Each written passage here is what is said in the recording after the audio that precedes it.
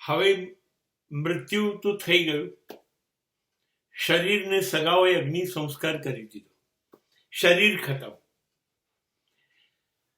હવે આત્મા નીકળી ગયો અજાણ્યા રસ્તા ઉપર. હવે એની મુસાફરી શરૂ થઈ ગઈ. હવે આ શરીર ગયું, હવે એને નવું શરીર એના કર્મ પ્રમાણે મળશે. ક્યારે?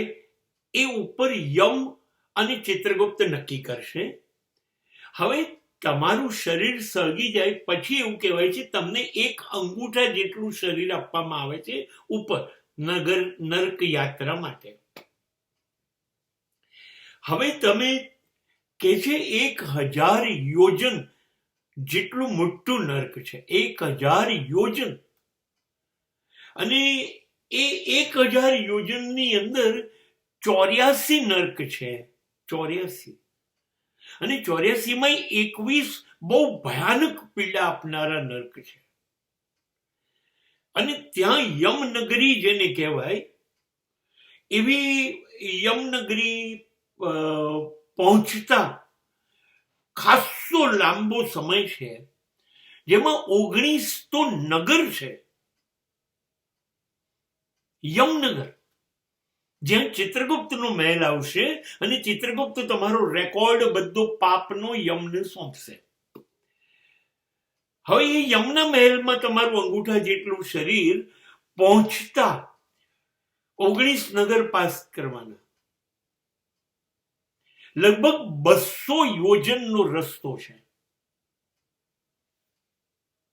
અને 47 દિવસ યમના સદનમાં પહોંચતા થાય છે. હવે આમાંનું કશું સરળ નથી. જે 200 કિલોમીટરનો રસ્તો જે છે એ કાદવ, કિચડ, લોહી, પરુ, હાડકા અને કાંટાઓનો ભરેલો છે. અને વચ્ચોવચ્ચે થોડાક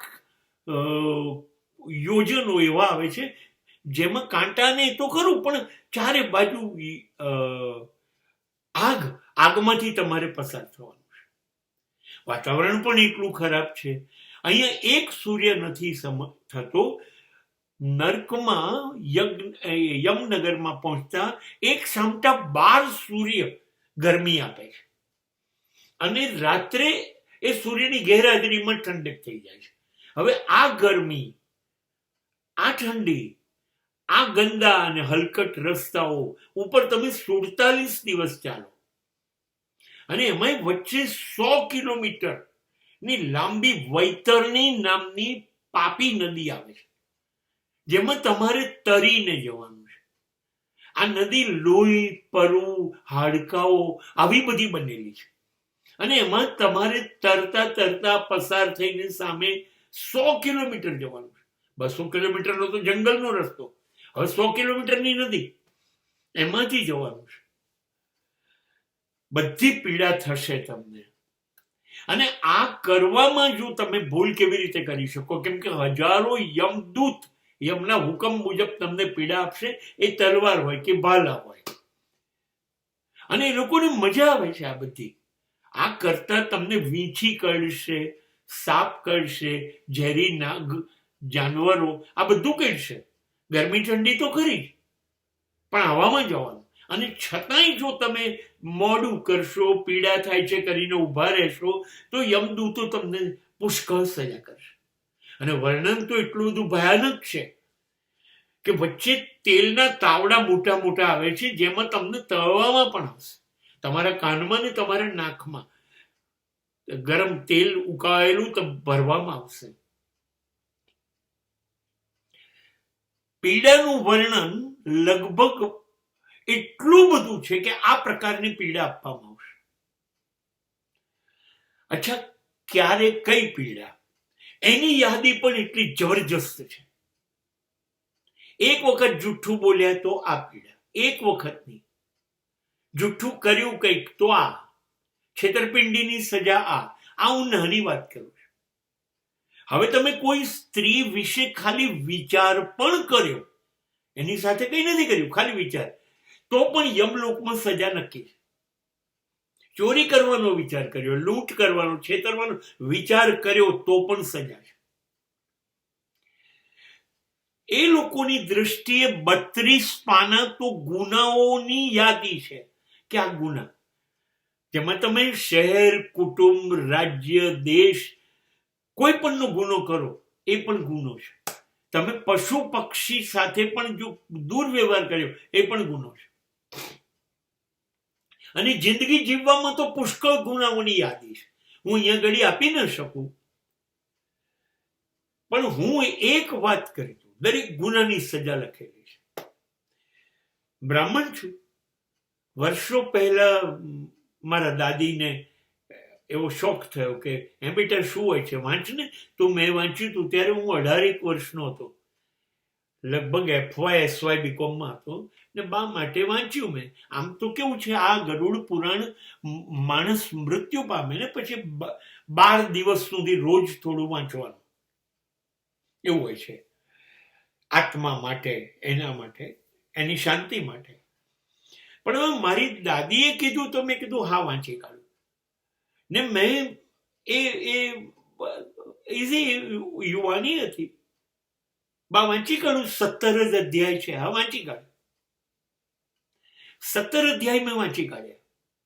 મારી માનસિક સ્થિતિ એ થઈ ગઈ કે મને ઝાડા પણ થઈ ગયા, ઉલટી પણ થઈ ગઈ અને ઓછામાં ઓછો 3 તાવ લગભગ 4 દિવસ સુધી રહ્યો, ખાલી વાંચ્યું તું તો. મેં એટલા માટે વાત કરી કે વર્ણન આટલું બધું ખતરનાક છે. હવે જો એ સજા ભોગવવાની આવે તો શું થાય, અને એ ભોગવવી પડશે. 99% માણસો આપણે પાપી છીએ. આ લિસ્ટ પ્રમાણે મહાભારતમાં એક એવી કથા છે કે યુધિષ્ઠિર એક પણ વખત જૂઠું નહોતો બોલ્યો યુદ્ધ સિવાય. તો પણ યમરાજાએ સજા કરી કે તમે ધર્મરાજ છો, પણ તમારે એક પાપ થયું છે, જુઠ્ઠું અડધું બોલ્યા હતા તમે, તો તમારે નર્ક જોવા જવું પડશે. અને યુધિષ્ઠિર નર્ક જોવું પડ્યું હતું, અર્ધ સત્ય બોલ્યા હતા તો પણ. તો હવે સામાન્ય માણસોની શું દશા થશે? એ નર્કની સજાનું વર્ણન, કઈ સજા અને કયા પાપની કેટલી સજા, એ ગરુડ ને વિષ્ણુ જણાવે છે ને સ્પેસિફિકલી કહે છે કે તારે આ મેસેજ પહોંચાડવો જોઈએ પૃથ્વી લોકને. હવે મારા મનમાં એવું થાય છે, આવું પુરાણ છે આ ગરુડ પુરાણ, 18માનું એક પુરાણ છે આ. મને એવું થાય છે કે તો 12 દિવસ તમે મૃત્યુ પછી કેમ વંચાવો છો? એ તો ઓલરેડી જતો રહ્યો, એનું શરીર ગયું. આ તો માણસને, મને એવું લાગે છે કે આ તો રોજ માણસને આજે યાદી પાપની છે અને એની સજા છે, એ તો એના ટેબલ ઉપર, એના મેન્યુઅલમાં આવી જવી જોઈએ. તો એ આખી જિંદગી પાપ કે વગેરે ઘટાડશે. આપણે એ નથી કરી શક્યા. એટલે પણ અત્યારે શાસ્ત્રએ જે કહ્યું એ મારા મગજમાં બેસ્યું છે, જેની મેં તમારી સાથે વાત કરી.